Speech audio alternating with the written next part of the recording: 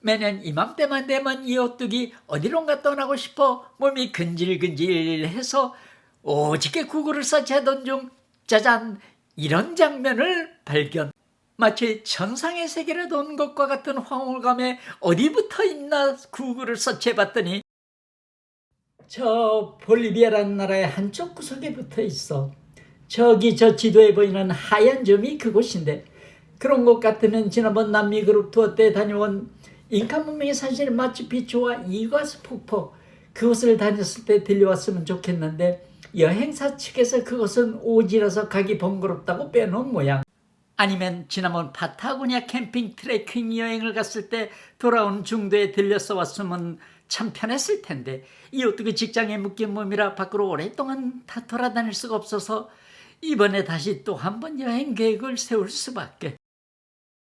처음에는 LA에서 가까운 곳이라 2박 3일 일정으로 간단하게 다녀오려고 했는데 웬걸 편도 3번 환승에 거의 30시간이나 소요된다.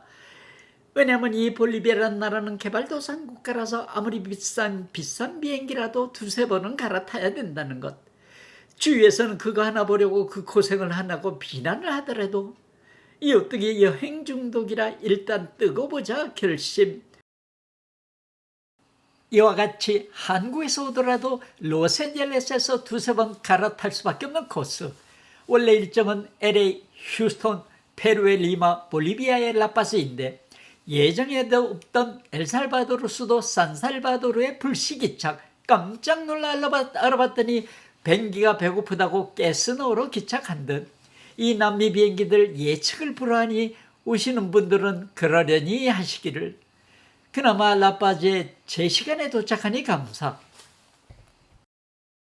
그 지겨운 비행기 여행이 여기서 끝나는 게 아니라 또 한 번 우연히 국내선을 타야 되는데 비행기가 짐 저녁 하루에 2번밖에 없다니 할 수 없이 이곳에서 1박하려고 예약한 공항 근처 호텔로 가려고 택시를 탔는데, 그런데 분명히 내가 공항 근처 호텔을 예약했는데 이 택시 아저씨가 산길을 올라가더니 저기 보이는 판자천 꼭대기에서 컴컴한 골목길을 굽이굽이 한없이 내려오는데 은근히 겁이 나 급 빠꾸 요청 공항 근처 호텔로.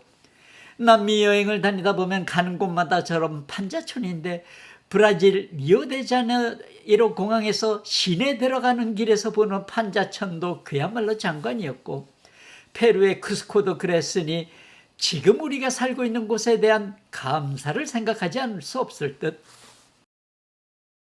이 사진을 보니 감개무량. 이 오뚝이 이렇게 여행 유튜브 자료 준비하면서 옛 추억이 새록새록 살아나니 이 또한 감사. 저기 멀리 보이는 것이 내가 묵었던 호텔 줄리아, 요 앞이 내가 열심히 드나들었던 식당, 그리고 그 옆이 여행사. 오아시스 여행사.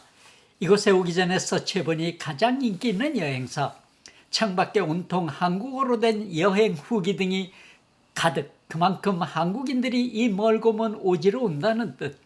이 여행사는 한국어를 할 줄 아는 가이드도 있고 무엇보다도 인생샷을 잘 찍어주는 실력 있는 가이드가 있다는 말에 이곳을 선택. 한편 놀라운 것은 이곳에서 만난 한국 젊은이들은 이왕 집을 떠났으니 남미를 뿌리 뽑고 가겠다고 벼르고 왔다니, 그들을 보니 나는 젊었을 때 뭐를 했나 회의가 들기도 했으나 지금이라도 와봤으니 나는 행복한 사람. 여기 오아시스 여행사의 투어 일정을 캡처해 놓았으니 참고하시기 바랍니다. 사실 첫 번째와 세 번째는 중복되는 것이라 저는 두 번째 데이 선셋 투어와 첫 번째 스타라이트 선라이즈 투어로. 데이 선셋 투어. 이번 투어는 한국인 2명, 외국인 4명, 총 6명이 밴을 타고 출발하기 전에 이곳은 3,600m 고지이므로 고산증이 있는 사람은 멀미약을 준비하고, 물이 차 있는 소금 사막을 걸어야 되니 장화를 하나씩 대여받는 것이 필수. 기차 무덤. 영화의 한 장면 같은 포즈. 이래봬도 이 오뚝이 가는 곳마다 엄청 인기를 끄는 사람. 믿거나 말거나. 그런데 왜 이 기차 폐차장이 관광 코스가 되어야 하는지 알쏭달쏭. 기념품 시장. 볼리비안 전통의 스웨터, 모자 등등 그리고 식용 소금 등을 파는 곳 얼른 보시고 사막 한가운데 있는 소금 호텔 진짜 숙박하는 사람도 많지만 대부분 투어사들이 들려서 점심 식사하는 곳 나도 저 태극기 앞에서 인증샷 정말 오지게 오지라서 오기도 번거롭고 어려운 곳이라 사람들은 배낭여행자들의 최종 목적지 마음이 없으면 닿을 수 없는 곳이라고 하네요.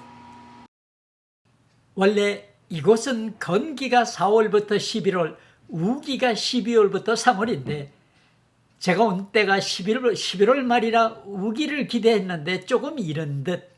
하지만 지평선 저 멀리까지 정육각형 결정체로 된 소금 사막을 원 없이 달려보니 가슴이 다 후련. 그런데 이곳이 사막이라고는 하지만 정확히는 사막이 아니라 호수라 하네요. 호수 표면이 결정화되어 사막처럼 보이는 것일 뿐 이 소금 사막 밑에는 여전히 물이 있다고.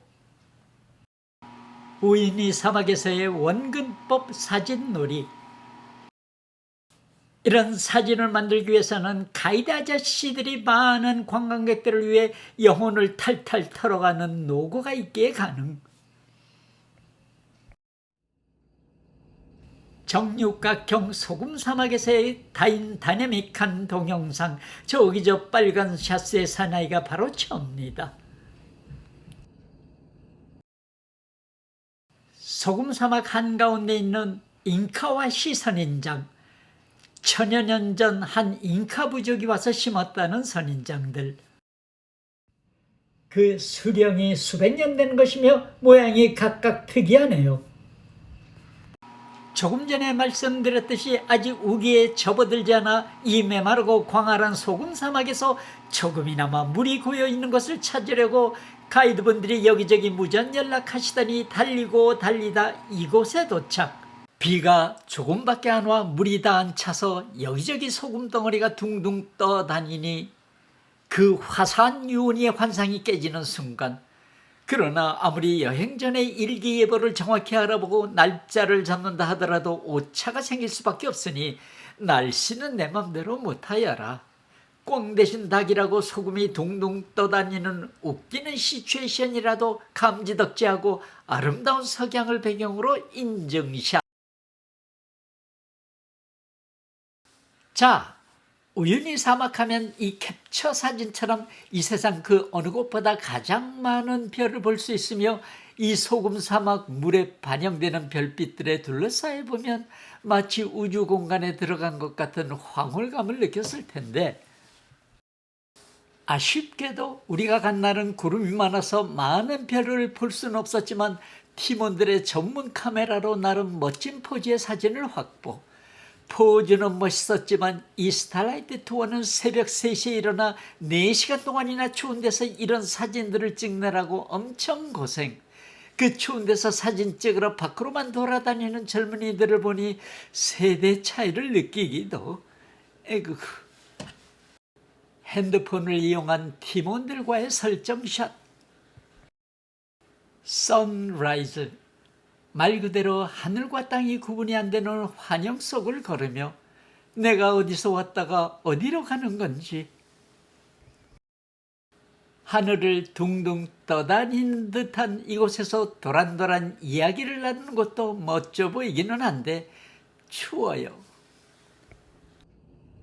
사막에 물이 제대로 차지 않아 이번 여행 실망했었는데 타임랩을 이용해 가이드 아저씨가 만들어준 인생샷. 가운데 보이는 백설 아재가 이 오뚜기.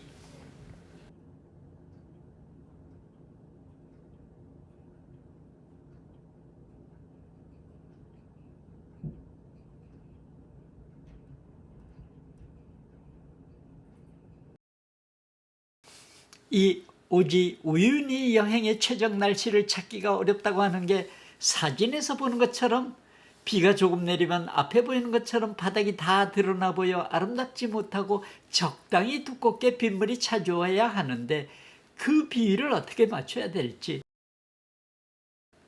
떠오르는 햇빛으로 화사하게 빛나는 하얀색, 나의 시그니처. 이번 스타라이트 선라이즈 투어 팀원들과 함께 우윤이여 안녕, 여러분 안녕. 다음엔 이런 곳에서 만나요.